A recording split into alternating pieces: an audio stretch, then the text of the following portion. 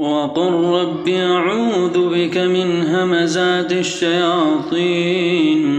وأعوذ بك رب أن يحضرون حتى إذا جاء أحدهم الموت قال رب ارجعون لعلي أعمل صالحا فيما تركت كلا إنها كلمة هو قائلها ومن ورائهم برزخ إلى يوم يبعثون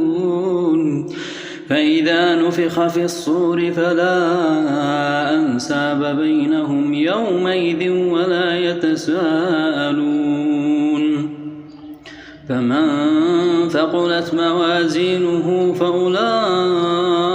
هم المفلحون ومن خفت موازينه فأولئك الذين خسروا أنفسهم في جهنم خالدون